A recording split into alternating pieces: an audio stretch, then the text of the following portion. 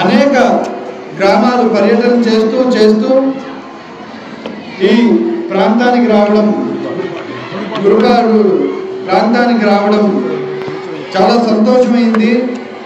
ఎందువల్లంటే మామూలు రోజుల్లో రావడం కన్నా ఇలాంటి శ్రీరామనవమి వేడుకల్లో సీతారామ సమేతుడై శ్రీరామచంద్రస్వామిని దర్శనం చేయడం చాలా ఆనందదాయకం. రాముడు అంటే రామో ధర్మవాన్ విగ్రహ అని, రాముడిని చూస్తే ధర్మం గుర్తుకొస్తుంది.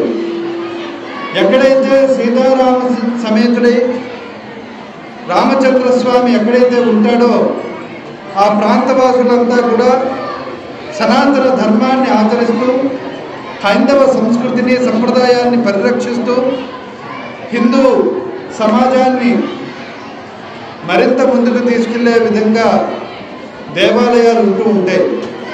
అటువంటి దేవాలయం ఉన్న మన ప్రాంతము, మన గ్రామము సుభిక్షంగా ఉంటుంది.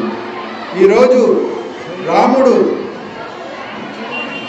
ఆరాధన చేస్తే సంవత్సరం అంతా కూడా చేస్తే ఎంత ఫలితం ఉంటుందో, ఈ ఒక్కరోజు రాముడిని దర్శనం చేసిన, రామ కళ్యాణంలో భాగస్వాములమైనా, రామచంద్రస్వామి యొక్క ప్రసాదం తిన్నా అంతే పుణ్యఫలం.